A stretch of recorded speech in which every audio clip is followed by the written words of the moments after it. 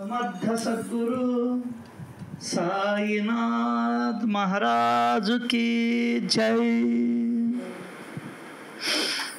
అందరూ బాగుండాలని, ఆనందంగా ఉండాలని, సంతోషంగా ఉండాలని, సుఖంగా ఉండాలని, ఆరోగ్యంగా ఉండాలని ఆ దేవాది దేవుణ్ణి మనస్ఫూర్తిగా కోరుకుంటూ ఈరోజు మనం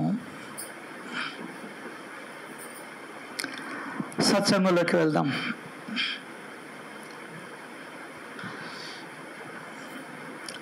సర్వేంద్రియాలను చెవులలో నిలుపుకొని గురువు మహిమను వింటే, గురువు ప్రేమను వింటే, గురువు చర్యలను వింటే, గురువు యొక్క కృపను వింటే, గురువు యొక్క అనుగ్రహాన్ని వింటే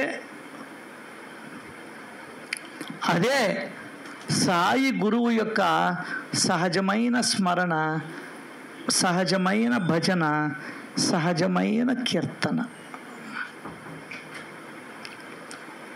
కీర్తన వస్తే నువ్వు పాడుకోవచ్చు, ఇబ్బందిలే. నా బోటోడు రాదు కీర్తనలు, ఏం చేయాలా? ఆయన మహిమలు వినాల, ఆయన ప్రేమను వినాలి, ఆయన చర్యల్ని వినాలి, ఆయన గుణాలని వినాలి.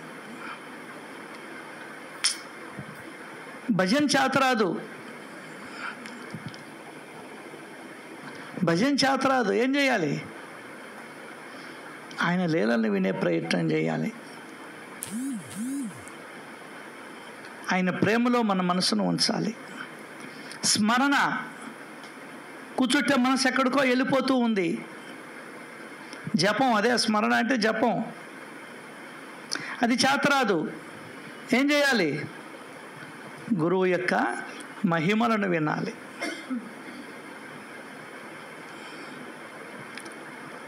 అంటే భజన, స్మరణ, కీర్తన ఇవన్నీ మనసుకి అడ్డుకట్ట. ఆయన మహిమలను వినడం కూడా పరిగెత్తేటువంటి మనసుకి అడ్డుకట్టే సుమా. అంతేకాదు, సత్పురుషుని కథలు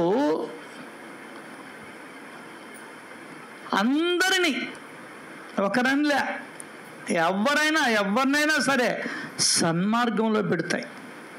అది ఎక్కడ ఏందే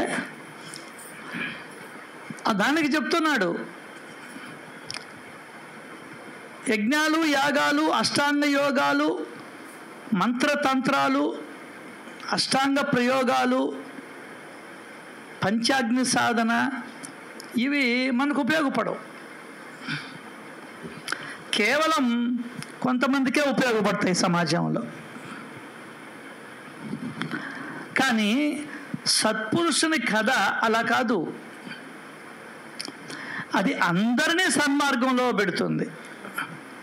అంతేకాదు, అంతకన్నా మించి ఏం చేస్తుందంటే భావ భయ వేదను హరిస్తుంది, పరమార్థాన్ని బోధిస్తుంది. అది కథ. అంటే ఆధ్యాత్మికత అంటే ఏంది? సన్మార్గంలో నడవడం. రెండోది, ఈ భవాన్ని గురించినటువంటి భయం, వ్యధ. వ్యధ అంటే బాధ. బాధ కన్నా తీవ్రమైన దాన్ని వ్యధ అంటారు. భవాన్ని గురించిన భయం. నేను పోతే నా బిడ్డలు ఏమైపోతారో, నా సంసారం ఏమైపోద్దో, నా వ్యాపారం ఏమైపోద్దో, నా భార్య ఏమైపోద్దో, నా కూతుళ్ళు నా కొడుకులు ఏమైపోతారో. వినోదయ శతంలో చూడలా, నాకు ఇంకా పెళ్ళిళ్ళు కాల, సెటిల్ అయిన తర్వాత వస్తాను అంటాడు. మోహాలు.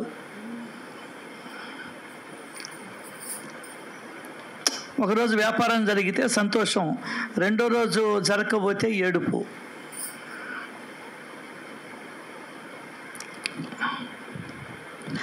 మన ఆ భయంతోటే కదా నా పిల్లోడికి ఇంకా ఏదో సంపాదించి పెట్టాలి వ్యధ. ఇంకా కాబట్టి 4 రకాల వ్యాపారాలు చేస్తాం. సమాజంలో గౌరవించబడాలి.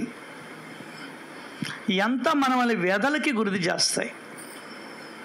దానికనే అంటాడు, కావాలి అనేది నువ్వు తీసేస్తే నువ్వు హాయిగా ఉంటావు. హాయిగా ఉండేదానికి మార్గం అది. కావాలి, వచ్చేది వస్తుంది, పోయేది పోతుంది.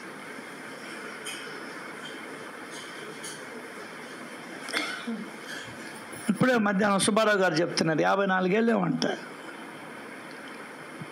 బాగలేదన్నాడు, బైపాస్ చేశారు, హాస్పిటల్లో ఉంచుకున్నారు 15 రోజులు. అక్కడక్కడ నీళ్లు వస్తున్నాయంట, 16వ రోజు బాడీని చేతిలో పెట్టారు.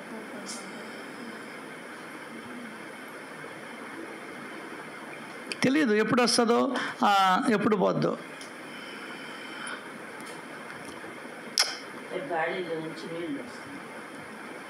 శరీరం లోపల నీళ్ళు వస్తూ ఉన్నాయి.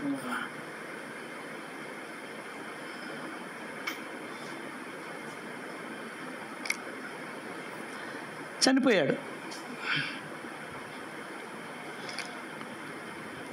సో పరమార్థం అంటే ఏంది? నీ జీవితానికి, నీ పుట్టుకకి అర్థం తెలియజేస్తుంది సత్పురుషుని కథ. నీ పుట్టుకకి కారణం ఏందో తెలియజేస్తుంది. నువ్వు ఎట్లా బతకాలనో తెలియజేస్తుంది.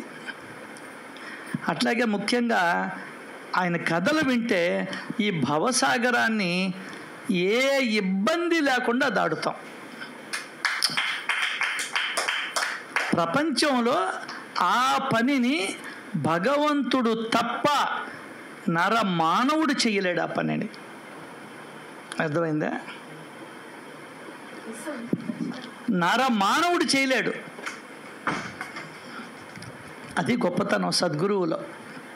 ఇంకా ఏదైనా చేయగలరేమో, ఈ పని మాత్రం ఆయనకి మాత్రమే సాధ్యం. అది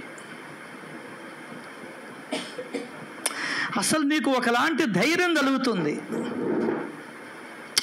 అంతకు ముందర ఉన్నటువంటి వ్యామోహాలు, శరీరం మీద, వస్తువుల మీద, ఇతరత్ర వాటి మీద ఉన్నటువంటి వ్యామోహాలన్నీ ఆయన తీసేస్తాడు. మన వల్ల కానే కాదు వ్యామోహం తొలగించుకునేదానికి. ఎందువల్లంటే అసలు ఈ జన్మలోనూ అంతకు ముందర జన్మల్లోనూ మోహాలలో నుండే వచ్చాం మనం. సద్గురు ఎందుకు దారం కట్టాడు? వాటిని తీసేదానికే దారం కట్టాడు. గుర్తుపెట్టుకో. ఈ భవసాగరాన్ని కాళ్ళకు తడి అంటకుండా దాటగలం గురుకథా శ్రవణంతో. అదొక్కటే దీనికి వల్ల వచ్చే లాభం. అంతకు మించిన పరమార్థం ఈ ప్రపంచంలో ఇంకొకటి లేదు, లేదు, లేదు. అర్థమైందా? అది వాళ్ళ శ్రద్ధను బట్టి, ఇష్టాన్ని బట్టి భగవంతుడు తొలగిస్తూ ఉంటాడు. భగవంతుడు తొలగిస్తూ ఉంటాడు. అది మనం అర్థం చేసుకోవాల్సింది. సో సత్పురుషుని కథ అలా కాదు, అది అందరినీ సన్మార్గంలో పెడుతుంది. భవ భయ వ్యధను హరిస్తుంది, పరమ అర్థాన్ని బోధిస్తుంది. అంతేకాదు సత్పురుషుల చరిత్రను శ్రవణం, మననం, అధ్యయనం, నిధిధ్యాసనం చేస్తే ద్విజులు, శూద్రులు, స్త్రీలు పవిత్రులు అవుతారు. అందరూ చదవాలి దీన్ని. ద్విజులు అంటే పండితులు, శూద్రులు అంటే మనమే, స్త్రీలు అందరూ, వీళ్ళందరూ పవిత్రులు అవుతారు. పవిత్రం కావడం అంటే ఒకరికి సహాయపడదాము అనే ఆలోచన నీలో కలుగుతుంది. ఆ డాక్టర్స్ దగ్గర అక్కడ రాసుంటారు, మేము నీకు ఏ విధంగా సహాయపడగలము అని అంటారు. ఈరోజు 10,000 పంపించారు ఒకరు, ఓకే, కానీ ఒక ఆమె 100 రూపాయలు పంపించింది. భగవంతుడికి 10,000 ఎంతో, ఈ 100 రూపాయలు అంతకన్నా ముఖ్యం. ఆమె దగ్గర ఉండింది అది పాపం, అది పంపించింది. ఇస్తారు, ఎవరని కాదు, ఇంకా 50,000 ఇచ్చేవాళ్ళు ఉన్నారు, 1,00,000 ఇచ్చేవాళ్ళు ఉన్నారు. కానీ ఆ 100 రూపాయలు భగవంతుడికి చాలా ప్రీతి. 10,000 ప్రీతియే, 100 రూపాయలు ప్రీతే. భగవంతుడి దగ్గర హెచ్చు దగ్గులు ఉండవు. పవిత్రం కావడం అంటే అదే. పవిత్రం అంటే ఏమైనా ఇల్లు వాకిల చిమ్మేదానికా? నీ హృదయం పవిత్రం కావడం అంటే నేను నాది అనేదాన్ని ఊడ్చేస్తాడు, మనము మనది అనేదానికి తీసుకెళ్తాడు. అందరము ఆత్మస్వరూపులమే కదా. నువ్వైనా ఆత్మస్వరూపమే, చీమైనా ఆత్మస్వరూపమే, దోమైనా ఆత్మస్వరూపమే, భిక్షగాడైనా ఆత్మస్వరూపమే.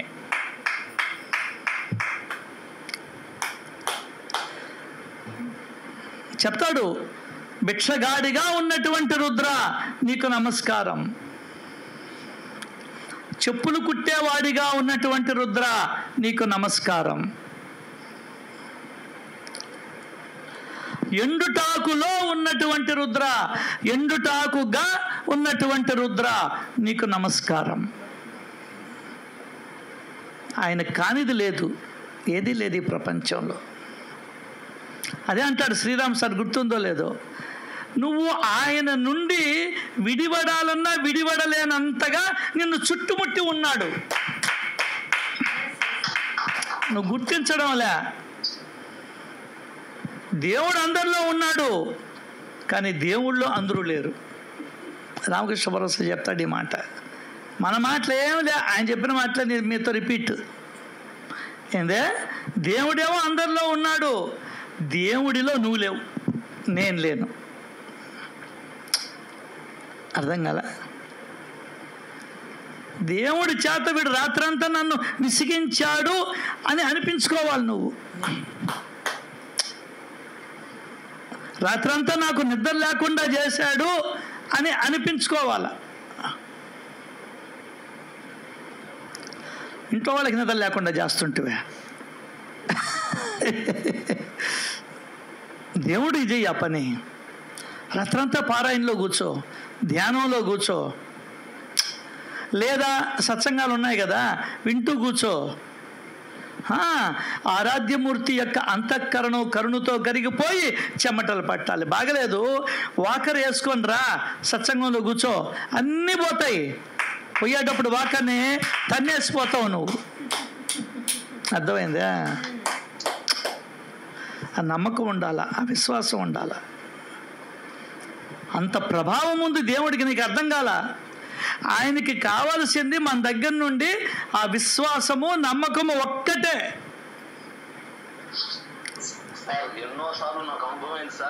ఆయన కోరేది అదొక్కటే. అవును, ఇంకేమీ కోరడు ఆయన మన దగ్గర నుండి. కానీ ఇవ్వాల్సింది ఇంకొరవన్నీ ఇస్తాం. అది మనసుకు సంబంధించింది విశ్వాసము, నమ్మకం అనేది. ఆయన్ని మనం పండ్లతో, పూలతో, టెంకాయలతో కొనాలనుకుంటాం. అది ఈ జీవితంలో కాదు, ఎప్పటికీ జరగదు జరగదు జరగదు. అర్థమైందా? అది ఆ నమ్మకం కావాలి. అసలు ఆ అమ్మ చెప్తుంది, ఆ నమ్మకమే దేవుడై అని చెప్తుంది. ఒకటే మాట, నువ్వు దేవుడు అంటే ఏదో అనుకుంటుండవు. కాదు, దేవుడి మీద ఉన్నటువంటి నమ్మకమే దేవుడు, శక్తి మీద ఉన్నటువంటి నమ్మకమే దేవుడు. ఒక మహాశక్తి పాలిస్తూ ఉంది ఈ ప్రపంచాన్ని. అర్థం కాల? అది నువ్వు నమ్మడమే దైవాన్ని నమ్మినట్టు లెక్క.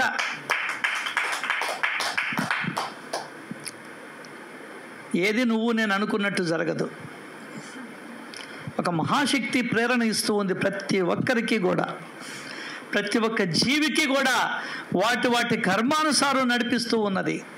దాన్నే ప్రారబ్ధం అంటది సచ్చరిత్రలో. నీ ప్రారబ్ధానుసారం నిన్ను నడిపిస్తూ ఉంది ఆ మహాశక్తి. ఆ మహాశక్తిని శరణ జోడితే ఆ ప్రారబ్ధాన్ని కూడా మార్చగలడు భగవంతుడు. ఆ మహాశక్తి మార్చేస్తుంది. అర్థమైందా? ఆ శక్తి మీద నీకు నమ్మకం కలగాలంటే, ఆ శక్తి ఎవరు, ఆ శక్తి అంటే ఎక్కడుంది, ఏం చేస్తుంది, ఎలా ఉంటుంది, దాని లక్షణాలు ఏంది, దాని గురించిన పూర్తి సమాచారం నీ దగ్గర ఉండాలి. అప్పుడే ఆ శక్తిని కొద్దో గొప్ప నమ్మగలవు. నమ్మకం కలగదు మనకు, నీకు కాళ్ళు చేతులు ఇచ్చేళ్ళ, దానివల్ల నమ్మకం కలగదు నీకు.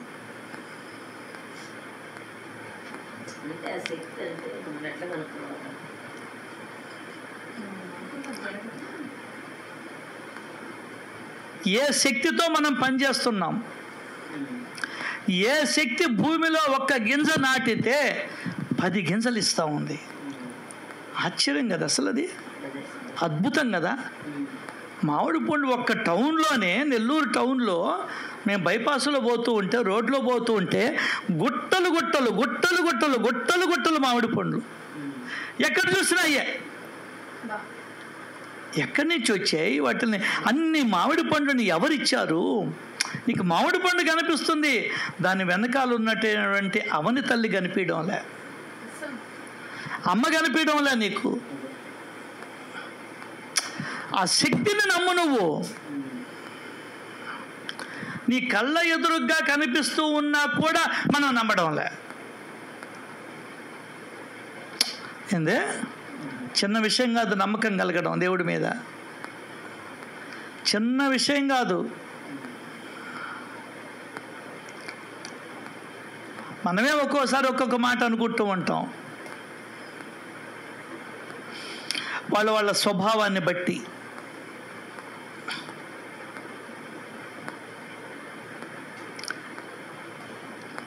ఎవరి ఆదేశంతో పగలు రాత్రులు గడుస్తున్నాయి. నువ్వు భౌతికంగా చూస్తేనే నీకు ఆ శక్తి అర్థమవుతుంది. నీరు లేకపోతే మనం ఒక్క క్షణం బ్రతకలేం.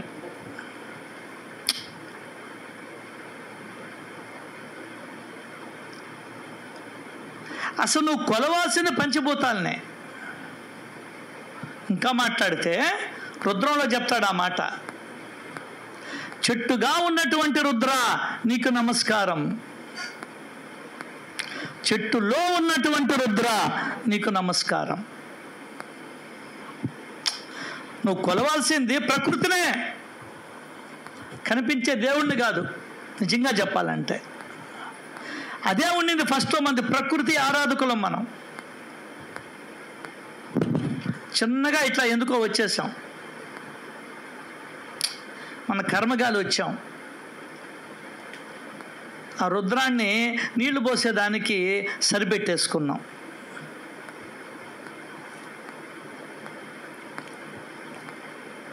చాలా మర్మాలు ఉన్నాయి ఆ రుద్రంలో. ఎండుటాకు అన్నాడు, బావ చింకి గుడ్డ కూడా నేనే అన్నాడు. ఆయన కానిది, ఆయనగా లేనిది ఏది లేదు ఈ ప్రపంచంలో. అది నువ్వు నమ్మగలగాలి, అది మనం నమ్మగలగాలి. దానికనే భగవంతుడు సృష్టించాడో లేదంటే నువ్వు ఎట్టైనా అనుకో, భగవంతుడు సృష్టించాడా, భగవంతుడు దానిగా మారాడా, నువ్వు ఎట్టైనా అనుకో, ఆశ్చర్యాన్ని కలిగి ఉండాలా. ప్రాణం, నీరు లేకపోతే మన ప్రాణం ఏం పోతుంది? అమ్మ గంగమ్మ మొహం కడుక్కునేటప్పుడు, స్నానం చేసేటప్పుడు, నీళ్లు తాగేటప్పుడు, అన్నిట్లోనూ నీరు అనే పదార్థం ఉంది. పండులో, కాయలో, పుష్పములో నీరు లేనిదే జీవితం లేదు. 70% నీరు నీ లోపల ఉంది. అంత 70% నీరు నీ లోపల ఉంది. సేమ్ టు సేమ్ 70% నీరే ఉంది, 30% భూభాగం ఉంది.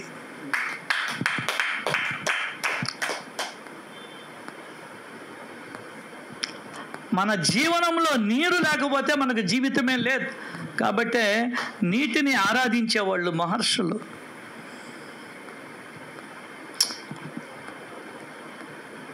గుర్తుందో లేదో, కర్మత్రాలప్పుడు ఈ చేసేటప్పుడు చేతిలో వేసుకొని ఏమంటారు?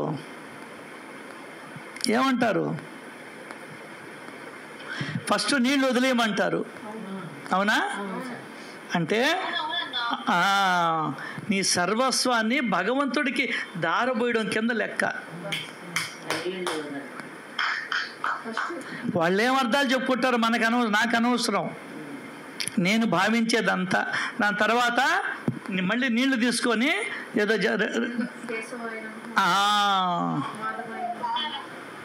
కేశవాయ నమః నీళ్లు కేశవ నువ్వే తాగుతున్నావు. కేశవాయ స్వాహ అంటారా నమః అంటారు సార్? నమః అంటారు.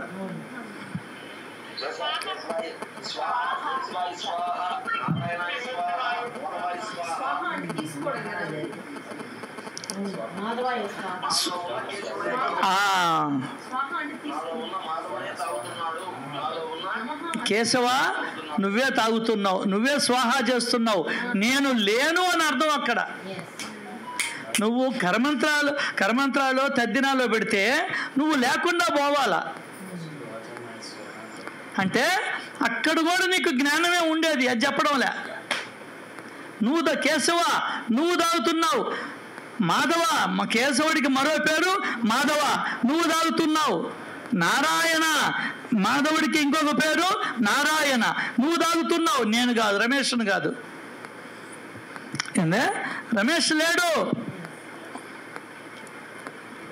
ఓరడమ్మ పడవా, నువ్వు 50 ఏళ్ళ నుంచి తద్దినాలు పడుతున్నావు కూడా నేను పెడుతున్నానంటివే. దాంట్లో ఉన్నటువంటి అంతే కదా. మనం అడగకపోతే వాళ్ళు ఎందుకు చెప్తారా? తప్పు మంది 9 గంటలకు 12 గంటలకు ఇంటికి వస్తే అడుగుతాం, ఏం ఎక్కడ పోయి వచ్చావు అని అడుగుతాం.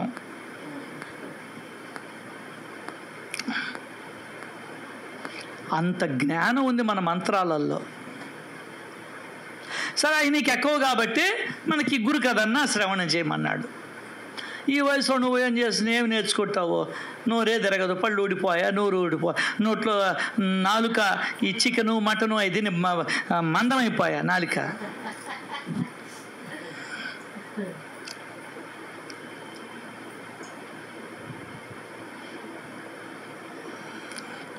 సో సత్పురుషుల చరిత్రను నువ్వు ప్రకృతినే ఆరాధించాలా.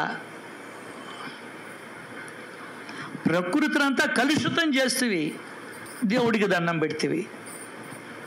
ఏమన్నా అర్థం ఉంది సార్? ప్రకృతినంతా నాశనం చేస్తేవి, నదిని నాశనం చేస్తేవి, గాలిని కలుషితం చేస్తేవి, భూమిని నాశనం చేస్తేవి. నువ్వు చెయ్యంది ఏంది చెప్పు?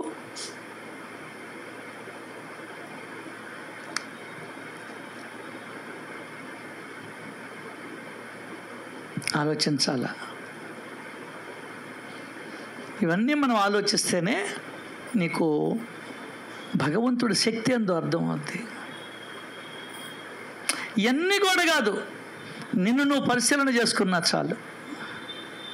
ఇవన్నీ వద్దు, నీ తల మీద బొచ్చు ఎట్లా వస్తుందో ఆలోచించు చాలు.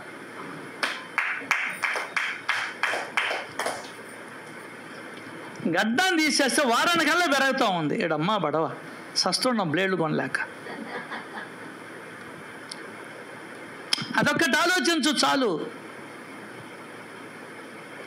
ఇవన్నీ పడలే. జుట్టు నీకు తెలియకుండానే, నీ ప్రయత్నం లేకుండానే తెల్లబడిపోతూ ఉంది. అంటే తెల్లబడిపోతుంది. ఏ శక్తి చేస్తుంది ఈ పని? ఏ శక్తి చేస్తుంది ఈ పని? ఇన్ని ఉదాహరణలు కళ్ళకెదురుగా రుజువులు కనిపిస్తూ ఉన్నాయి. అయినా మనం నమ్మడం లే శక్తిని. ఇదే మాయ అంటే. ఏందే మాయ అంటే? ఇదే.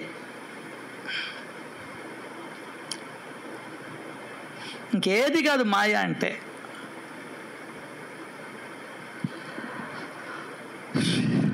ఎక్కడ దాచిపెట్టాడు? లాకల్లో దాచిపెడతాం మనం. నీటినంతా భగవంతుడు భూమి లోపల దాచిపెట్టాడు. ఇవన్నీ నువ్వు తీవ్రంగా అధ్యయనం చేయాలి. అదే ధ్యానం చేయడం అంటే.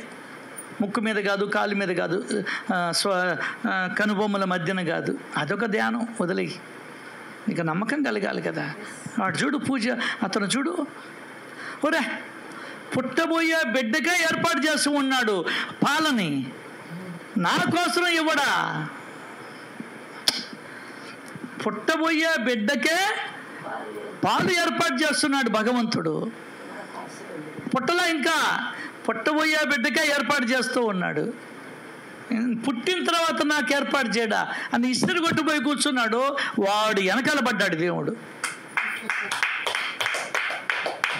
అదే నమ్మకం,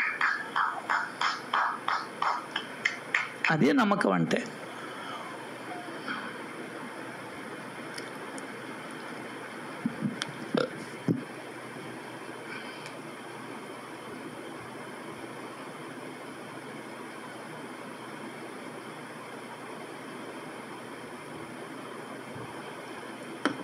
దీంట్లో చాలామంది అడ్డు ప్రశ్నలు వేస్తారు. కూర్చుట్టే పెడతాడా? అమ్మ చెప్పింది, నువ్వు కూర్చుట్టే పెడతాడు, అప్పటికప్పుడు పెట్టడు. నీ కూర్చోవడంలో నిజాయితీ ఎంత ఉంది? దేవుడు పెడితేనే తింటాం అన్నటువంటి కోరిక ఉందా? రాజకీయ నాయకుడు వచ్చి నిమ్మరసం తాగితే ఇది తాపిస్తే తాగాలని కోరిక ఉందా? అది చూస్తాడు భగవంతుడు.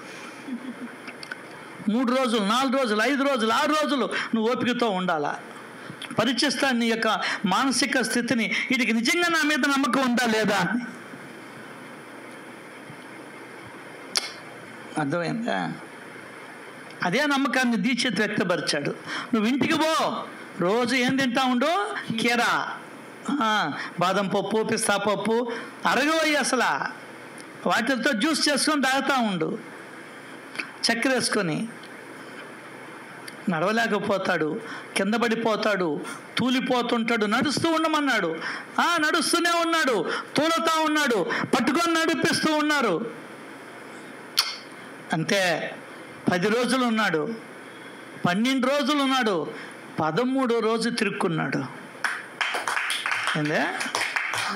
13వ రోజు తిరుక్కున్నాడు. అది అందరూ చెప్పారు, నువ్వు చనిపోయే కాలం వచ్చేసింది, ఇట్లా అయితే నాకు చెడ్డ పేరు వస్తుంది డాక్టర్గా, నేను నీకు వైద్యం కూడా చేయను అన్నాడు. మీ ఇంటికి రాను అన్నాడు డిమోటి. మిత్రమా, నువ్వు వైద్యం చేయబాక, కానీ ఒక స్నేహితుడిగా మాత్రం ఇంటికి వచ్చిపోతూ ఉండు అన్నాడు. ఒకటే మాట. స్నేహానికి ప్రాణం పెట్టాడు.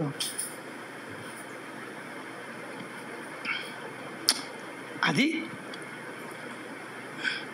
సుజలకోళ్ళు చూడు, స్నేహానికి ప్రాణం పెడతారు వాళ్ళు. వాళ్ళని చూస్తే నాకు అదే విచిత్రం.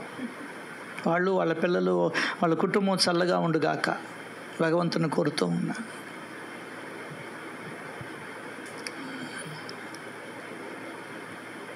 సో ఇవన్నీ మనం పరిశీలన చేసుకోవాలి. ఇన్ని చేస్తాడు, నీకు అన్నం పెట్టడం పెద్ద పని అంటారా నాయన? ఇన్ని పండ్లు ఇచ్చాడే, ఇన్ని కాయలు ఇచ్చాడే, ఇంత ఆహారం ఇచ్చాడే, ప్రపంచానికి అంత నీటిని అందిస్తున్నాడు. బోడి నీ ఒక్కడికి పెట్టడం వాడికి ఒక లెక్క పక్క. ఈ సృష్టిని అంతా కూడా కన్ను మూసి కన్ను తెరిచే కళ్ళు మూతబడే దాంట్లో సగం టైంకే ఈ సృష్టిని సృష్టించాడు వాడు. అర్థమైందా? అటువంటి వాడికి నీకు అన్నం పెట్టడం పెద్ద గొప్ప, కానీ నీ నిష్టను పరీక్షిస్తాడు, నీ శ్రద్ధను పరీక్షిస్తాడు. ఏది పుటం పెట్టండి బంగారం తయారు కాదండి, అది లెక్క.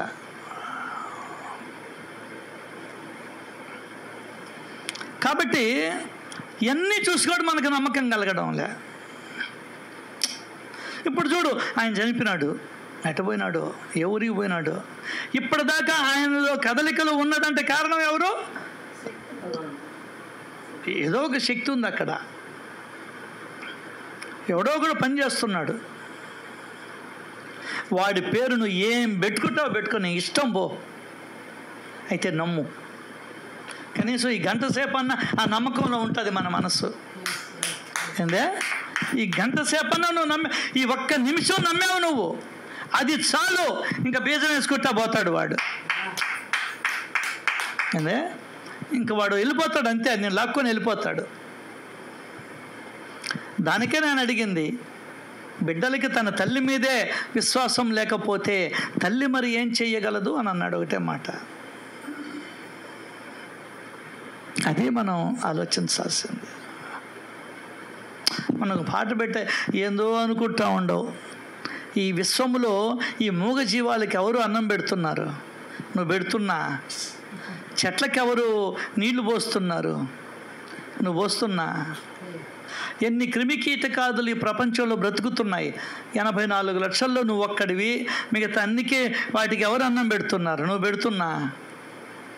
కప్పకి ఎవరు అన్నం పెడుతున్నారు? చీమలు బ్రతుకుతున్నాయి, వాటికి అన్నం ఎవరు పెడుతున్నారు?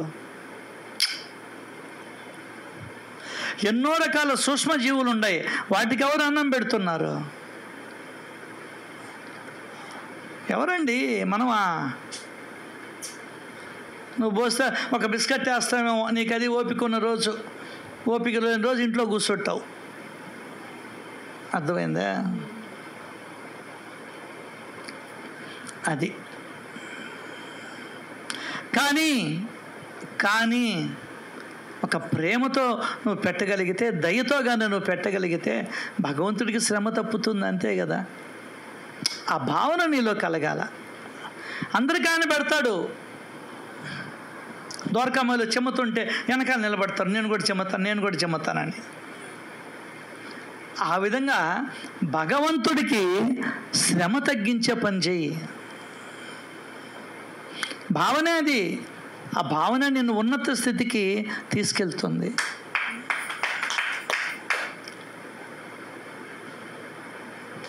అసలు చెట్లన్నీ రాలిపోయి ఉన్నాయి, మళ్ళీ మొలుచుకొని వస్తున్నాయి, పచ్చగా ఉన్నాయి ఆకులు. ఎవడు చేస్తున్నాడు ఈ పని? ఎవడు చేస్తున్నాడు? ఇవన్నీ నీకు కంటికి కనిపించేటువంటి దేవుణ్ణి వదిలేసావు. అర్థం కాలా? దేన్నో పట్టుకున్నావు లాస్ట్కి. ఒక టెంకాయను చూస్తే నీకు అర్థమైపోవాలా, ఒక మల్లెపూల చెట్టును చూస్తే నీకు అర్థమైపోవాలా. అందులో ఇప్పుడు తాటి ముంజలు చూస్తే నీకు అర్థమైపోవాలా. ఎవడిది ప్రజ్ఞ? ఎవడు చేస్తున్నాడు? చిటారు కమ్మన మిఠాయి పొట్లం అంటే ఇది గదయ్యింది.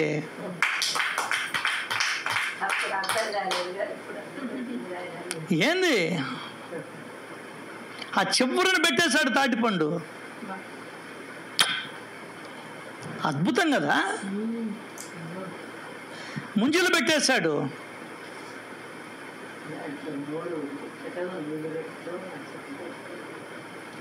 అదే తాటికాయ పండైపోతే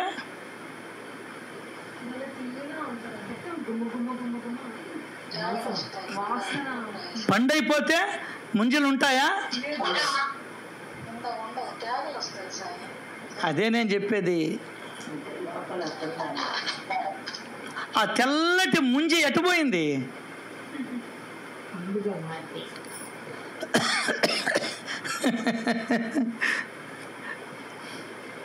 మనకిప్పుడు పైనది తొక్కు తీసేసి తోలట కొడతాడు వాడు. ఆ లోపల ఆ కత్తి పెట్టి తీస్తాడు నైస్గా, నీ చేతిలో పెడతాడు. 10 ముంజలు వచ్చి 50 రూపాయలు. ఓకే. అదే చెట్టు మీద ఉంచేస్తే ఏమవుతుంది? పండైపోద్ది. ఆ లోపల ఎట్టుపోతాయి. ఈ పీస్ ఎట్టు వచ్చేస్తుంది? అమిత తీపి వచ్చేస్తుంది. ఆ పీసు నీ జుట్టు ఎట్లుంటుందో ఎరబోస్తే అట్లా ఉంటుంది ఆ పీచు. మగ్గిపోతాయి పండు. ఎన్ని ఎటుపోతాయో నీ కళ్ళెదుటే జరుగుతున్నాయి. మన కళ్ళెదుటే జరుగుతున్నాయి అన్నీ కూడా. కానీ మనం గుడ్డి వాళ్ళం అయిపోయిన, కళ్ళు ఉండి లేని వాళ్ళం అయ్యాం. దానికనే ప్రకృతిని ఆరాధిస్తేనే నీకు దేవుడు అర్థమవుతాడు. దేవుడు అర్థమవుతాడంటే దేవుడి యొక్క మహిమ అర్థమవుతుంది. అదే సాయి గురువు యొక్క స్మరణ, భజన, ధ్యానం, కీర్తన. చూడు, దీనికి దానికి లింక్ చేసేవాడిని నూకాడు. ఇదే మహిమ అంటే. ప్రతి ఒక్కటి మహిమలతోనే ఉంది ప్రపంచం అంతా కూడా. ఏందే ప్రతి ఒక్కటి జరిగేది మహిమే. నీకు అర్థం కావడంలే. నువ్వు ఏదో అనుకుంటున్నావు, నువ్వు ఏందో అనుకుంటున్నావు. నీ కళ్ళెదురు అసలు నువ్వే ఒక మహిమాన్వితుడివి. నీకు తెలియకుండా కనురెప్పలాడడం మహిమ కాదా? చెప్పు. ఏందైతే అద్భుతం. వీటికి దండం పెట్టు ముందరా. భగవంతుడు నీకోసం అన్నీ ఎత్తిపెట్టాడు అంటే వాడికేం పని? వాడికేం పని అసలు? ఇంత సృష్టిని నీ కోసం నా కోసం సృజించాడు భగవంతుడు. తయారు చేశాడు లేదా మారాడు. ఆలోచించుకో. మనం మన బిడ్డల కోసం ఆస్తులు, అంతస్తులు, ఇల్లు, పొలాలు, డబ్బు, నగలు, నట్ర ఇవన్నీ ఇస్తాం. ఓకే, భగవంతుడు నీ కోసం బంగారం మాత్రమే, ఇల్లు మాత్రమే, పొలాలు మాత్రమే ఇస్తే నువ్వేం తిని బతుకుతావురా నాయన? అర్థం కాలా? భగవంతుడు నీకు 100 పొలాలు ఇచ్చాడు, పంట పండదు. నువ్వు ఒక ఇత్తనం వేస్తే అది పైకి రాదు, చెట్టు ఒకవేళ వచ్చినా పైకి వస్తుంది, అంతే. పంట ఫలితాన్ని ఇవ్వదు. 100 ఎకరాలు ఏం చేసుకుంటావు? నగలు ఇచ్చాడు ప్రతి ఒక్క కుటుంబానికి 100 సవర్లు ఇచ్చాడు, ఏం చేసుకొని సస్తావు? అర్థం కాదా? 2000 రూపాయల కట్లు మారుతాయని వచ్చాడు, ఇచ్చేసాడు. ఒక్కొక్కడికి బండిల్స్ ఇచ్చేసాడు. నీళ్ళు ఇవ్వాలా, ఏం చేస్తావు? ఆహారం ఇవ్వాలా, ఏం చేస్తావు? వెండి 10 కిలోలు ఇచ్చేసాడు, కుటుంబానికి 10 కిలోలు బంగారం, ఏం చేసుకుంటావు? పెట్రోల్ ఇచ్చాడు ఫ్రీగానే. నీ బావిలో లాగితే పెట్రోల్ వస్తుంది, నీళ్లు రావు, ఏం చేసుకుంటావు? నువ్వు తగలబడి సస్తావు దాంట్లో. ఆ బావిలో ఒక అగ్గిపుల్లు వేసి మనం అందరం దూకాల్సిందే. ఇక్కడే అర్థం కావడంలో భగవంతుడి యొక్క ప్రేమ, భగవంతుడి యొక్క మహిమ, భగవంతుడి యొక్క ఆలోచన, భగవంతుడి యొక్క చర్య, ఆయన దయ, ఆయన కృప.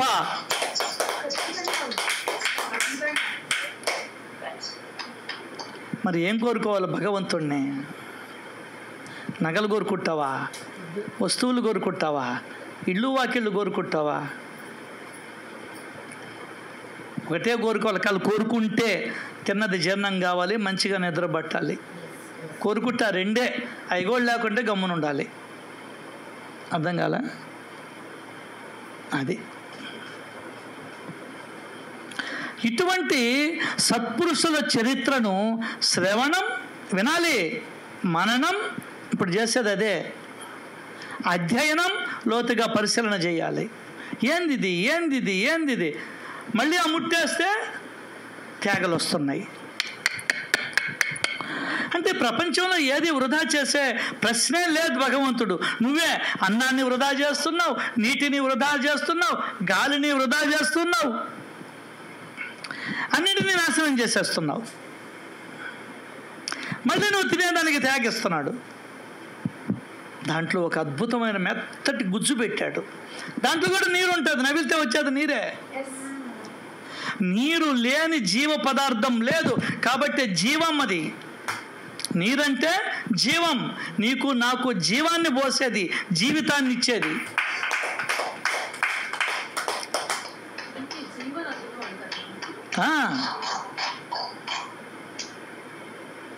ఆ నదీమ తల్లులకు దండం పెడదాం, ఆ నీటికి కృతజ్ఞతతో దండం పెడదాం, ఆ భూమికి దండం పెడదాం.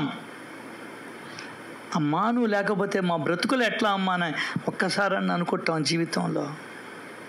అమ్మని కౌగిలించుకుందాం, అమ్మని ముద్దాడుతాం.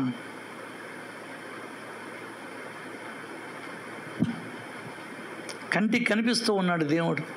పంచభూతాత్మకాయ నమః. నువ్వే పంచభూతాలే మొత్తము నువ్వే అని చెప్తుంటే ఒక పక్క.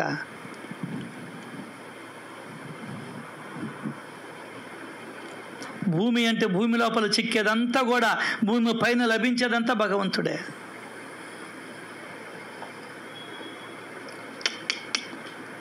అది గురువు యొక్క మహిమను వినడం అంటే. శ్రవణం చేయాలి, మననం చేయాలి, అధ్యయనం చేయాలి, ఆచరించాలి. చేస్తే ద్విజులు, శూద్రులు, స్త్రీలు పవిత్రులవుతారు. నీ మనసంతా ప్రేమతో నిండిపోతుంది. అదే పవిత్రం కావడం అంటే. పవిత్రం కావడం అంటే ఏంది? మలినం కావడం అంటే ఏంది? చెడు ఆలోచనలు. పవిత్రం కావడం అంటే ఏంది? మంచి ఆలోచనలు. ఒకరికి మంచి చేస్తామనే ఆలోచన, ఒకరికి చెడు చేస్తామనేటువంటి ఆలోచన. అది అపకారికి ఉపకారము నెపమెన్నక చేయువాడే. అపకారికి కూడా ఉపకారం చేయమన్నది మన వేదం. నెపాలి అంశపాక, అప్పుడు నాకు ఇవ్వలేదు కదా, అప్పుడు నన్ను పిలవలేదు కదా, ఇప్పుడు నేను నా బిడ్డ పెళ్ళికి పిలవను. వాడు వస్తాడు, ఆశీర్వదిస్తాడు.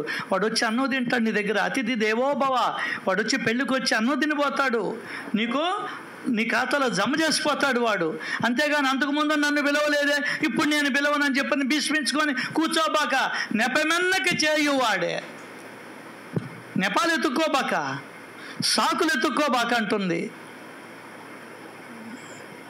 అవునా? దానికైనా వేదం అంటారు. దాన్ని ఏమంటారు? వే అంటే ఏంది? వే అంటే ఏంది? వే అంటే ఏందండి? వేదం అంటేనే దారి చూపించేది అని అర్థం. అవును, 4 వేదాలు ఎట్లా బతకాలను చూపించేదే మనకు.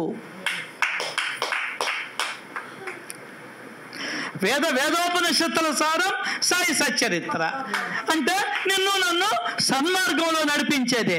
అప్పటికి సరిపోలా? కాబట్టే కదా ఇప్పుడు ఫోటో పెట్టున్నారు చూడండి. వాళ్ళు జీవాలకి, మూగ జీవాలకి ఎత్తుకోబోయారు. అదే కదా పవిత్రం కావడం అంటే. రామారావు గారు అన్నట్టు, ఎప్పుడైనా కుక్క కన్నా అన్నం పెట్టే జీవితంలో బాబా దగ్గరికి వచ్చిన తర్వాత తప్ప. అది ఎంతసేపటికి నేను, నా బిడ్డ, నా కూతురు, నా కొడుకు, నా అల్లుడు, నేను.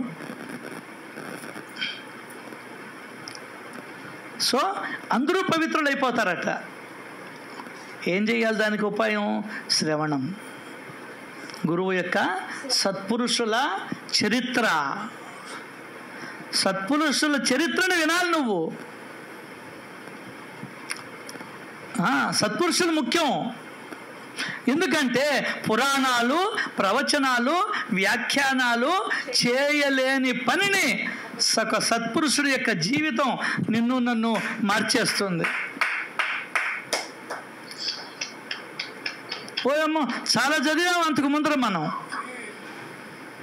విన్నాం కూడా, చాలా విన్నాం. ఈరోజు ఎంతోమంది ఇస్త్రీ లేకుండా గుడ్డలు వేసుకొని తిరుగుతున్నారు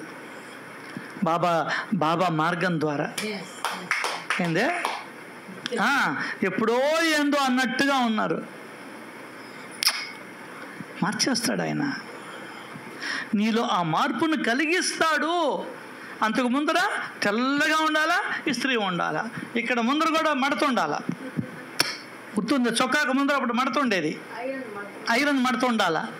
ఇప్పుడు అవన్నీ ఎటుపోయినా. ఎవడు చేస్తాడు ఈ మార్పు? ఎక్కడి నుంచి వచ్చిందని నువ్వు మారావా? అసలు నువ్వు మారేవాడివేనా? భగవంతుడు మార్చుకున్నాడు నిన్ను నన్ను.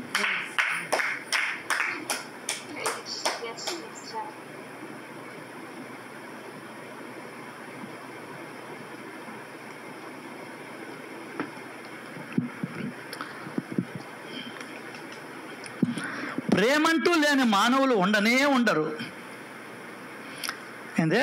ప్రేమంటూ లేని మానవులు ఉండరు. అయితే ఒకరికి ఒక వస్తువుపై ప్రేమ, మరొకరికి మరొక దానిపై ప్రేమ.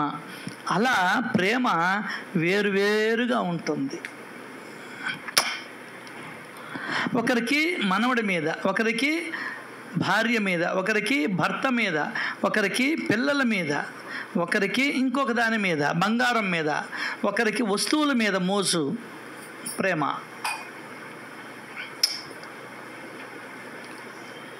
ఇలా ఉంటుంది ప్రేమ. ఒకరి ప్రేమ సంతానంపై ఉంటుంది, మరొకరి ప్రేమ గౌరవ మర్యాదలు ధన సంపదలపై ఉంటుంది, ఇంకొకరికి శరీరం పైన, అబ్బో, మరొకరికి ఇంటి పైన, ఇంకొకరికి లౌకికమైన కీర్తి ప్రతిష్టల పైన, కొంతమందికి విద్యా ప్రాప్తి పైన ఉంటుంది ప్రేమ. ఇవే విషయ సుఖాలంటే. ఏందే విషయ సుఖాలంటే ఇయే. దానికనే చెప్తున్నాడు పక్కన ఓవి, విషయ సుఖాలలో ఉన్న ప్రేమను అంతటినీ ఒక్కటిగా చేసి హరిచరణాలనే మూసలో వేస్తే అదే భక్తి రూపంలో ప్రకటమవుతుంది. భక్తి అంటే ఏంది? విషయ సుఖాలలో ప్రేమను తీసుకొని ఒక దాంట్లో వేయాలి. ఇంకా చనిపోతాను అనుకున్నప్పుడు 10 మందికి బాకీలు ఇచ్చుంటాడు వడ్డీకి, అందరూ తీసుకొని బీరువాలో పెడతాడు. అవునా? అంతే మనం కూడా ఎవరెవరి మీద మనం ప్రేమల్ని పెంచుకొని ఉన్నామో అదంతా తీసి మూసలో వేస్తే, దాన్ని భగవంతుడికి సమర్పిస్తే దట్ ఈస్ కాల్డ్ భక్తి. అది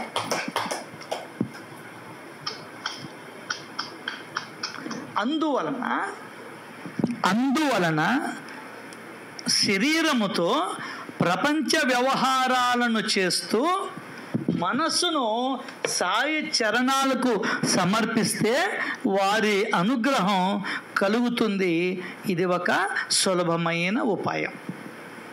పని చేసుకుంటూ ఉండు, ఇబ్బంది ఏమిలే, చెయ్యాలి కూడా కర్మని, కానీ భగవంతుడిని తలుచుకుంటూ ఉండు. ఈ పనంతా భగవంతుడి దయ వల్లే చేస్తున్నాను అని అప్పుడప్పుడు అనుకుంటూ ఉండు. ఎప్పుడు అనుకోలేకపోయినా అప్పుడప్పుడు అనుకుంటుంటే అది అలవాటు అవుతూ ఉంటుంది. మనసుకు అలవాటు చేయి. ఏందే దాన్నే మననం అన్నాడు. ఏదైనా సార్ మన మనసుకు ట్రైనింగ్ ఇవ్వడమే ఆధ్యాత్మికత. చదువుకోవడం కాదు, వినడం కాదు, ట్రైనింగ్ ఇవ్వాలి. ఏందే దానికనే ఏదైనా కోర్సులో చేరితే ట్రైనింగ్ ఇస్తారు ముందర 6 నెలలు 3 నెలలు. అంతెందుకు, ఇప్పుడు కూడా టీచర్లకి ఇంకా 4 ఏళ్ళు సర్వీస్ ఉందంటే ట్రైనింగ్ ఇస్తారు. అట్లా బ్యాంక్ ఎంప్లాయీస్కి కూడా ట్రైనింగ్ ఇస్తూ ఉంటారు. ఇవన్నీ తెలుసు. నీ మనసుకు నువ్వు ట్రైనింగ్ ఇవ్వాలా, నీ మనసుకి ట్రైనింగ్ ఇవ్వాలి. అదే భక్తి అంటే. అదే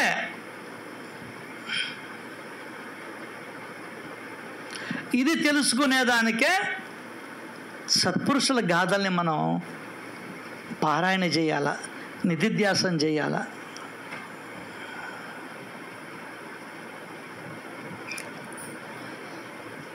బిడ్డ చూడండి, ఏది అందిస్తే నోటికి అందుకుంటాడు, నోట్లో తీపి పెట్టినా అందుకుంటాడు, పెన్సిల్ ఇచ్చినా కూడా నోట్లోనే పెట్టుకుంటాడు, బొమ్మ ఇచ్చినా కూడా నోటితో కొరకతాడు.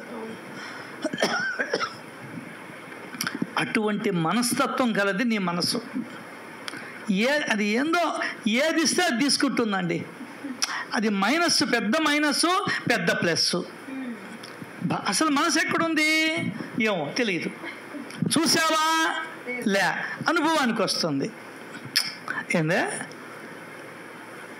విచిత్రం అండి, మనిషి సృష్టి విచిత్రం. మనకు అర్థం కాల దేవుడి మహిమ. దేవుడికి జయము కలుగుగాక. మహిమలండి అవన్నీ కూడా. మనసు ఉందంటావు, మనసు ఉందా ఉందంటావు, చూపి ఏమో, తీ బయటికిది ఏమో. ఎంత విచిత్రం సార్ ఇది. ఆలోచించావా ఎప్పుడైనా? అద్భుతాలలోకి మహా అద్భుతం ఇదని ఎప్పుడైనా ఆలోచించావా? ఎక్కడికో పోయి చూడాలంటావు ముందర, ఇక్కడ చూడ.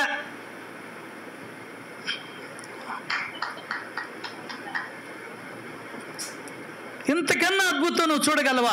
దేవుడి మహిమను కనగలవా? దానికి నువ్వే ప్రత్యక్ష సాక్షివి, నువ్వే ప్రత్యక్ష ఉదాహరణవి. తీ బయటికిది. పేగులు తీశాడు ఆయన బయటికి. ఏందే పేగులు తీశాడు. నువ్వు కూడా నీ మనసును బయటికి లాగా చూద్దాం. తీ. భగవంతుడి దయతో నీ మనసుని మనసును ఇచ్చేది ఆయనే, ఉపసంహరింపజేసుకునేది ఆయనే. బాణాన్ని చెప్తాడు, ఆయన లోపలికి వెళ్ళాడు, ఎవరు అభిమన్యుడు బయటికి రాలేకపోయాడు, తెలియలేదు దారి. కానీ భగవంతుడికి దారి తెలుసు. నువ్వు అటు పడుకుంటావు. కొంతమంది చెప్తుంటారు పడుకోగానే వెళ్ళిపోతుంట నిద్రలోకి. అసలు అదొక్కటి చాలదా భగవంతుడు ఉన్నాడు అనేదానికే? ఎవడు తీసుకెళ్తున్నాడు నిన్ను? ఈ ప్రపంచం నుండి నీ మనసుని, నిరంతరము ఆలోచించే మనసుని ఉపసంహరింపజేస్తున్నాడు భగవంతుడు. అబ్బాబ్బాబ్బా, ఎంత ప్రేమ, ఎంత కరుణ, ఎంత దయ, ఎంత జాలి మన మీద. ఇది చాలదు నువ్వు భగవంతుడిని ప్రేమించేదానికి, భగవన్నామ స్మరణ చేసేదానికి. ఇంకేం కావాలి నీకు ఇంతకన్నా కూడా? అలా తీసుకెళ్ళి మళ్ళీ తెల్లారుజామునో లేకుంటే ఎప్పుడో మళ్ళీ నీ వస్తువు నీకు ఇచ్చేస్తున్నాడు. ఎందువల్ల? నువ్వు కర్మలు చేయాలి కాబట్టి. ఈ కర్మలు చేసి నువ్వు తరించాలి కాబట్టి. ఇదే కదా మహిమ అంటే, ఇదే కదా దేవుడి మహిమ.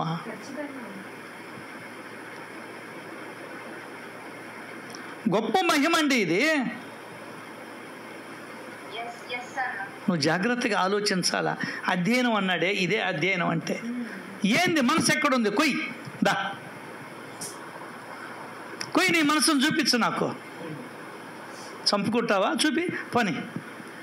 అండ్ కాళ్ళ మీద చేతుల మీద ఏమన్నా కత్తితో కోస్తావా మనసును చూసేదానికి? గుండెను చూడొచ్చు, మళ్ళీ గుండెను చూడొచ్చు. నీ లోపల చిన్న మెదడు, పెద్ద మెదడు, అబ్లాంగేట ఇవి చూడొచ్చు. ఎముకలు చూడొచ్చు నీ లోపల. అబ్బాయి, పాంక్రియాస్ గ్రంథిని చూడొచ్చు, కానీ మనసును చూడలేవు. ఏందే? మనసును చూడలేవు. ఏం విచిత్రం సార్. ఎందుకు చూడలేవంటే వాడే భగవంతుడు కాబట్టి. వాడే భగవంతుడు. శుద్ధ మనస్సు భగవంతుడు. దారి చెప్తుంది, వేదం చెప్తుంది, శుద్ధ మనసే భగవంతుడు. ఆలోచనలు వస్తే XYZ, ఆలోచనలు వస్తే XYZ. కాబట్టే నిద్రపోయే వాళ్ళని దాటొద్దు అంటారు. నిద్రపోతా ఉంటే కాళ్ళు కూడా దాటకూడదు అంటారు. ఎందువల్లంటే వాడు అప్పుడు భగవంతుడి స్వరూపాన్ని తీసుకొని ఉన్నాడు, భగవంతుడిగా ఉన్నాడు వాడు. ఎందువల్లంటే శుద్ధ మనసు ఉంది వాడికి. శుద్ధ మనసు అంటే ఏంది? ఆలోచనలు లేని, అదే భగవంతుడు.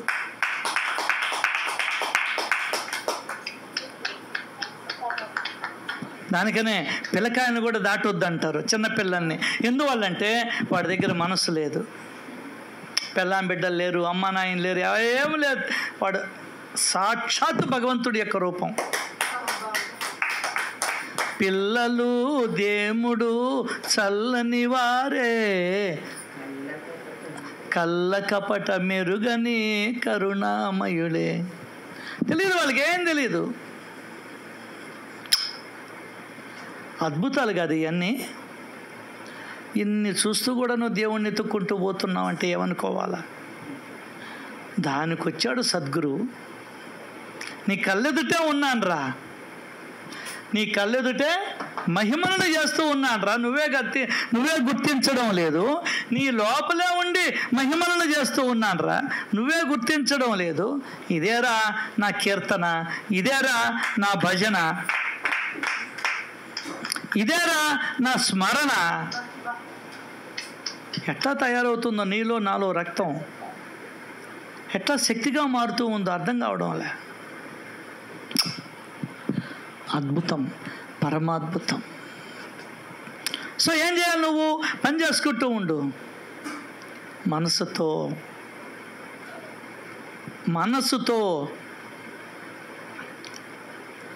మనసుని సాయి చరణాలకు సమర్పిస్తే వారి అనుగ్రహం కలుగుతుంది. ఇది ఒక సులభమైన సాధనం. ఇటువంటి అల్పమైన సాధనతో గొప్ప ప్రయోజనం కలుగుతుంది. అయినా జనాలు శ్రేయాన్ని సంపాదించుకోవడానికి ఎందుకు ఉదాసీనులై ఉంటారు? ఏంది? సాయి చరణాలకి సమర్పించాలి మనసుని. దానికని అడిగాడు ఆయన, పెరియవా 3 నిమిషాలు ఇవ్వగలవా? నీ సమయాన్ని, నీ మనసుని నా భగవంతుడి పాదాల దగ్గర 3 నిమిషాలు ఉంచగలవా అని అడిగాడు. 3 నిమిషాలు ఏంటి? సత్సంగంలో కూర్చోటి 30 నిమిషాలు ఇస్తాం, 300 నిమిషాలు కూడా ఇస్తాం మనం. ఏం ఆలోచనలు రావడం లే, నాకైతే ఏం రావడం లే. నా మనసు భగవంతుడి చరణాల వద్దే ఉంది. అందరినీ చూస్తూ ఉన్నాం, మళ్ళీ ఇక్కడ కూర్చున్న వాళ్ళని వీళ్ళు లోపలికి రావడంలే, వీళ్ళు లోపలికి రావడంలే. అది చరణాలకు సమర్పించడం అంటే. ఇది ఒక సులభమైన ఉపాయం. ఇటువంటి అల్పమైన సాధనతో చూడండి ఏమన్నాడు, వెరీ లిటిల్ సాధన, అన్నిటికల్లా చీప్ అండ్ బెస్ట్ అంటున్నా మనం, అది అల్పం అంటే. ఇటువంటి అల్పమైన సాధనతో గొప్ప ప్రయోజనం కలుగుతుంటే అయినా జనులు ఎందుకు లెఫ్ట్ అవుతూ ఉంటారు?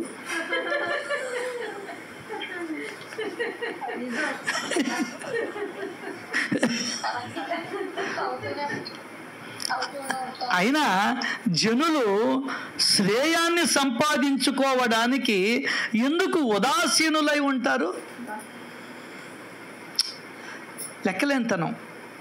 ఉదాసీనత అంటే లెక్కలేనితనం, లేలేనితనం. అబ్బా నిద్ర వస్తుంది, బోరా అబ్బా, నా వల్ల కాదు, బోరా అబ్బా,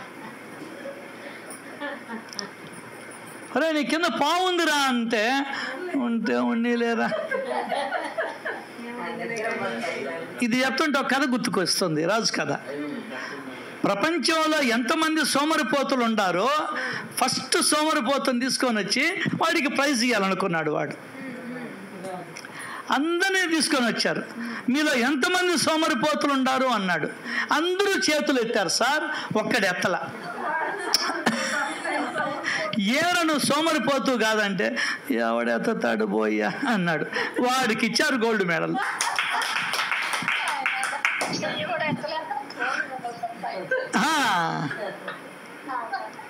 అది అట్లా ఎందుకు అల్పమైన సాధన, ఇది పైసా ఖర్చు లేని సాధన,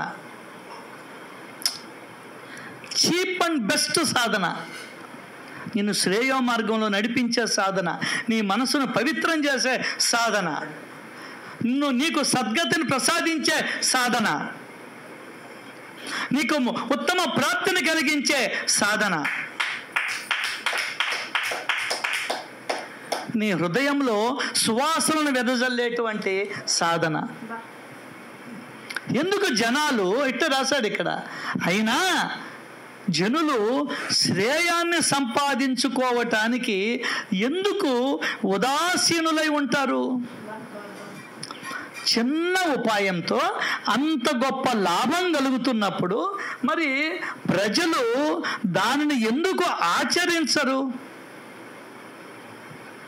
అని శ్రోతల మనస్సులలో సహజంగా సందేహం కలుగుతుంది. దానికి కారణం ఒక్కటే. ఏందే? దానికి కారణం ఒక్కటే, భగవంతుడి కృప లేకుండా శ్రవణ లాలస కలగదు.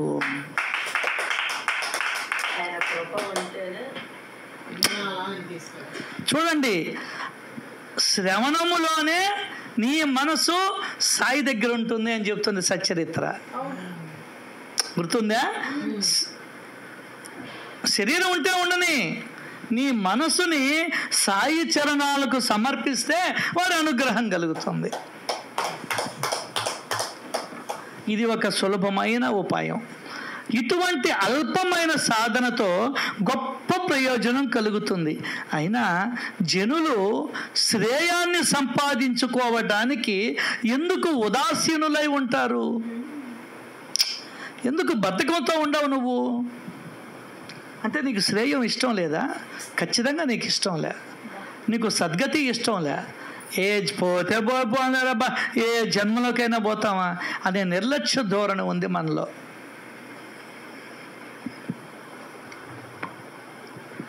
చిన్న ఉపాయంతో అంత గొప్ప లాభం కలుగుతున్నప్పుడు మరి ప్రజలు ఎందుకు దానిని ఆచరణలో పెట్టరు అని శ్రోతల మనస్సులలో సహజంగా సందేహం కలుగుతుంది. ఎప్పుడు కలిగింది కానీ నా మొహం పాప మనం లేదో పెద్దగా ఊహించుకుంటున్నాడు హేమాద్రి పంత్ తాత.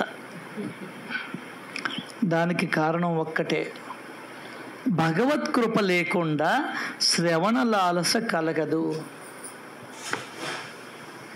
ఎస్, భగవంతుడు ప్రసన్నుడై అనుగ్రహించినప్పుడే, అనుగ్రహం అంటే ఏదో కాదు చెప్తున్నాడు ఇక్కడే, భగవంతుడు ప్రసన్నుడై నిన్ను అనుగ్రహించినప్పుడే శ్రవణ లాలస కలుగుతుంది.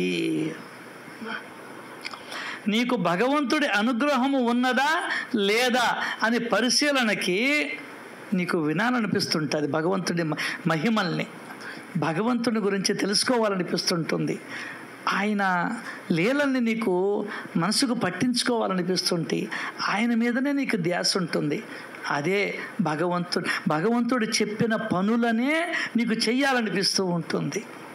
అదే భగవంతుడి అనుగ్రహం అంటే. ఇవన్నీ వింటేనే చేయగలవు. ఏంది? అదే బాబా చెప్పింది, కన్నడ అప్ప చెప్పినంత ఇది కాదు. శ్రవణం చేయాలి, మరలా శ్రవణం చేయాలి, మననం చేయాలి, దాని తర్వాత ఆచరణలో చెయ్యాలి. లేదంటే బోర్లించిన కుండ మీద నీళ్లు పోసినట్లు. నువ్వు ఆచరణ చేయకపోతే నీ ఇంట్లో పుస్తకం కూడా బళ్ళ తీసేయి, అవతల పెట్టేసి ఆ టైంని సినిమాలకో షికార్లకో ఇంకో దానికి ఉపయోగించుకో. ఇటు రెండేడు కాకుండా చెడ్డకి రేవడు అవుతాం మనం. ఆచరణ లేకపోతే రెంటికి చెడ్డ రేవళ్ళమే. అనవసరం. కనీసం 0.5% అన్న ఆచరణ ఉండాలి. 100లో 1% అన్న ఆచరణ ఉండాలి. లేకుంటే అనవసరం, వేస్ట్. 6 సబ్జెక్టులో ఫెయిల్ అయ్యాడు, ఏం లాభం వాడిని చదివించి? అదే చెప్తున్నాడు ఇక్కడ, భగవంతుడు నీ పట్ల ప్రసన్నుడై అనుగ్రహించినప్పుడే శ్రవణ లాలస కలుగుతుంది. సో భగవంతుడి అనుగ్రహం మనందరి మీద ఉన్నట్టే లెక్క. అర్థమైందా? ఆ అనుగ్రహాన్ని ఇంకా ఇంకా ఇంకా ఇంకా పెంపొందించుకుంటూ వెళ్ళాలి. జీవితాంతం శ్రవణం చేయాలి అన్నాడు హేమాద్రి పంత్ గారు. గుర్తుందో లేదో? మరుపు మనిషికి సహజం. ఈ వ్యామోహాలు ఎన్ని తొలగాలంటే చేయాల్సిందే నువ్వు జీవితాంతం. అందువలన ఇప్పుడు నీకు శ్రవణ లాస కలగడంలే. అదే చెప్తున్నాడు, భగవంతుడి అనుగ్రహం, భగవంతుడు నీ పట్ల ప్రసన్నుడై అనుగ్రహించినప్పుడే నీలో వినాలి భగవంతుడి గురించి అనేటువంటి ఆలోచన కలుగుతుందట. లేకపోతే ఏం చేయాలి? అదిగో నీకు లాలస కలగడంలే. పక్కింట్లో ఇది భగవంతుడి యొక్క భజన జరుగుతున్నా, సత్సంగం జరుగుతున్నా నీకు పోవాలని బుద్ధి పుట్టడంలే. అప్పుడేం చేయాలి? దానికి కూడా సమాధానం చెప్పేశాడు హేమాద్రి పంత్ గారు. అందువలన భగవంతుణ్ణి శరణు వేడితే, సాయిని శరణు వేడితే ఆ సాయి నారాయణునకు నీ మీద అనుగ్రహం కలిగి, నీ మీద ప్రేమ కలిగి, నీ మీద జాలి కలిగి, నీ మీద కృప కలిగి శ్రవణ లాలసను నీలో నాలో ఉత్పన్నం చేస్తాడు. అప్పుడు ఈ సులభత సాధనం చేజిక్కుతుంది. అడిగావా నువ్వు శ్రవణాన్ని? నేను అడిగా. నాకు ఇంకేం వద్దు, సత్సంగం మాత్రం ఇమ్మని అడిగా, ఇచ్చాడు నాకు. భగవంతుడిని అడిగాను. అసలు ప్రతి ఒక్క సత్సంగానికి నన్ను పంపిస్తున్నాడు సార్. ఆయన దయ అది. ఆయన కృపది. ప్రసన్నుడైనాడు ఆయన. అడుగు, నువ్వు కూడా అడుగు.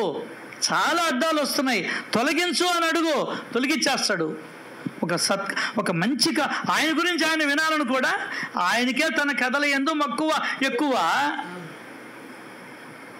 అటువంటిది బాబా నీ కథలు వినాలి. ఎవరై అనుకునేదే? ఎవరు అనుకుంటున్నారని. నాకు శ్రవణం కావాలి. ఏందే నాకు ఎప్పుడైనా నీ జీవితంలో ఇప్పటికి 60 ఏళ్ళు 50 ఏళ్ళు 40 ఏళ్ళు వచ్చాయి, లేదు సత్సంగంలో కూడా నువ్వు ఉన్నావు. అడిగావా? ఎప్పుడైనా అడిగావా? నీకు నువ్వే పరిశీలన చేసుకో. నీ మనసును అడిగి చెప్తుంది, అబద్ధం చెప్పదు ఎప్పుడు. మనసు అంటే ఆత్మ, ఆత్మ అంటే భగవంతుడు. వాడిని అడుగు, ఏం చేసావో చెప్తుంది. ఇప్పటికైనా సత్సంగాన్ని అడుగుతున్నావా? ఏమో నీ మనసుకు తెలియాలి, నా మనసుకు తెలియాలి. సత్యత చెప్తుంది.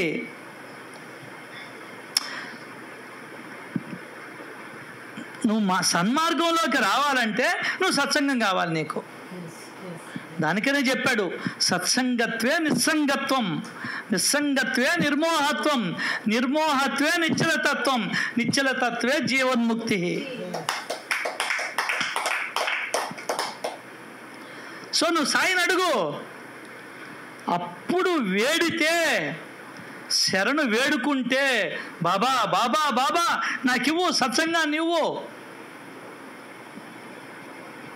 ఏంది? నేను సన్మార్గంలోకి వెళ్ళాలి, నాలో లోభ ప్రవృత్తి తొలగాలి, కోరికలు తొలగాలి, ఇంకోటి తొలగాలి, కామ క్రోధ లోభ మోహ మదమాశ్చర్యాలు తొలగాలి. ఇవన్నీ నాకు తెలియదు. సత్సంగంలోకి పోతే చెప్తాయంటున్నారు. నాకు ఆ సత్సంగాన్ని ఇవ్వు. రాత్రికల్లా నీ చెవులు వేసేస్తాడు, పలానా దగ్గరికి పొమ్మంటాడు. అంత ప్రీతి మాస్టర్ గారికి. ఆ సత్సంగానికి ఎక్కడికి వెళ్ళాడు ఆయన? నైమిసారణ్యం పోయాడు. నువ్వు నెల్లూరులో చిన్న బజార్కి పోలేకుండావు, సిరి గార్డెన్కి పోలేకుండావు, రంగనాలిపేటకి పోలేకుండావు. ఇంకేంది మన భక్తి? తొక్కలో భక్తి. అదే ఇంకేదైనా ఫ్రెండ్ పిలిస్తే వెళ్తావు, బారసాలంటే వెళ్తావు, కర్మంత్రాలంటే వెళ్తావు, పుట్టినరోజు ఫంక్షన్ అంటే వెళ్తావు. మరి నీ శ్రేయస్సుకి ఏది ముఖ్యం? పుట్టినరోజు నీ శ్రేయస్సుకు పనికొస్తుందా? ఇదిగో సత్యత చెప్తుంది. అయినా జనులు శ్రేయాన్ని సంపాదించుకోవడానికి ఎందుకు నువ్వు నిర్లక్ష్యంగా ఉంటారు? ఉదాసీనులు అంటే నిర్లక్ష్యం. సో అందువలన సాయిని శరణు వేడితే ఆ సాయి నారాయణునికి నీ మీద అనుగ్రహం కలిగి నీలో వినాలి అన్నటువంటి కోరికని ఉత్పన్నం చేస్తాడంట. అప్పటిదాకా నీలో ఉండదు. ఆయన్ని పట్టుకుంటే నీలో ఆ కోరికని జనింపజేస్తాడు. ఏ విధంగా అయితే నిమ్మకాయని చూస్తేనో వాసన చూస్తేనో నోట్లో నీళ్లు ఊరుతాయే, అట్లా అప్పుడు ఈ సులభ సాధనం చేజిక్కుతుంది. ఇదేంది? ఇది సాధనం.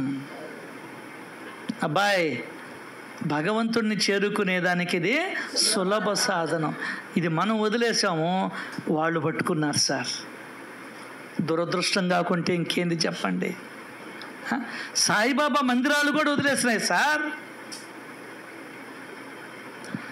ఏ సాయిబాబా గుళ్ళో కూడా సత్సంగం లేదు, ఎక్కడా లేదు. ఈ దేశంలో ఉన్నాయనుకోండి, ఎక్కడో ఒకటి అరా.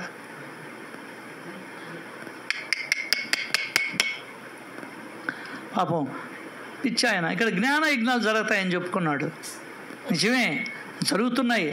మనం బోతుల్లో జ్ఞాన యజ్ఞం చేసుకొని వస్తున్నా 10 రోజుల. ఆయన మాట ఒమ్ము కాదు. మన వాళ్ళు కూడా పోయి జ్ఞాన యజ్ఞాలు చేసుకొని వస్తున్నా. కొంతమంది చూసేదానికి పోతారు, లేదు, వేరే సంగతి. కానీ మనం పోయేది మాత్రం బాబా మాటను నిజం చేసేదానికే పోతున్నాం. జ్ఞాన యజ్ఞాలు జరుగుతున్నాయి ఆ 10 రోజులు. సారీ బాబా, నువ్వు పిచ్చోడు కాదు, నేనే పిచ్చోడిని, నేను అర్థం చేసుకోలేకపోయా. నా మాట వింటాడు ఆయన, నన్ను క్షమిస్తాడు, నాకు ఆ నమ్మకం ఉంది. ఎస్, ఎక్కడ సాయిబాబా గుడి ఉంటే అక్కడ సత్సంగం ఉండాలి, లేకుంటే అది గుడే కాదు నిజంగా నన్ను అడిగితే.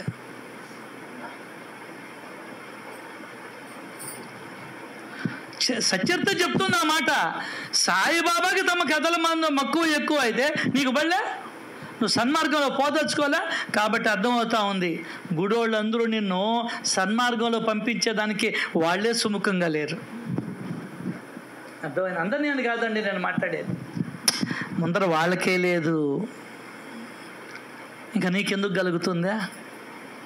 లేదబ్బా, వాళ్ళకి కావాల్సింది వేరే. నువ్వన్నా తెలుసుకో, నువ్వన్నా కళ్ళు తెరు. లే, ఎందుకు ఇంకా గాఢ నిద్రలో పడి గుర్రు పెడుతున్నావు?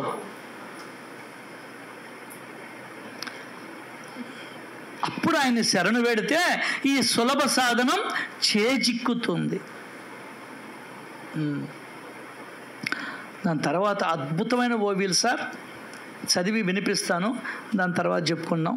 గురు కథా శ్రవణమున సత్సంగాన్ని ఆశ్రయించి ప్రాపంచిక బాధలను వదిలించుకోండి. నిశ్చయంగా ఇదే మీ జీవితానికి సార్థకత. మనసులలో ఏ సందేహాలను పెట్టుకోకండి. అనేక చాతుర్యాలను విడిచి నిరంతరం సాయి సాయి అని స్మరించండి, మీరు తరిస్తారు. ఇందులో ఏమాత్రం సందేహం లేదు. అయ్యల్లారా, అమ్మల్లారా, శిల్పమ్మ, లక్ష్మీ కుమారి, లక్ష్మి, విజయమ్మ, లావణ్యమ్మ, ఆదిలక్ష్మమ్మ, సులోచనమ్మ, ఇవి నా మాటలు కావమ్మా.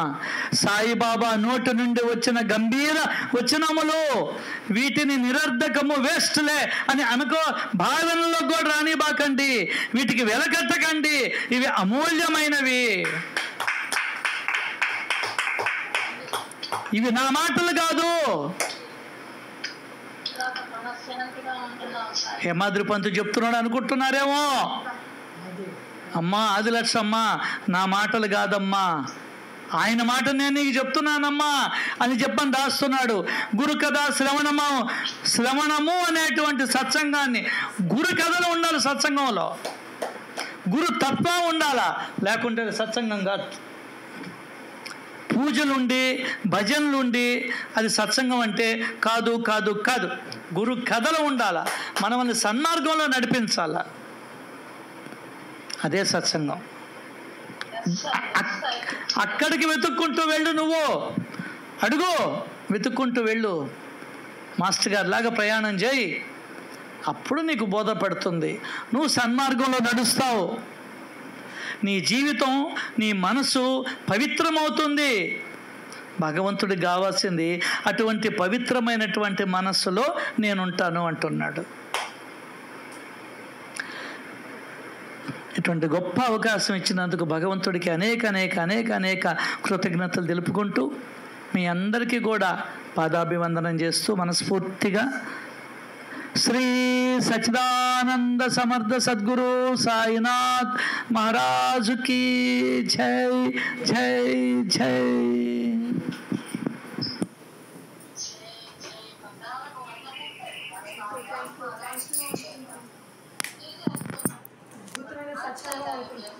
ధన్యవాదాలు సార్, ధన్యవాదాలు సార్, ధన్యవాదాలు సార్.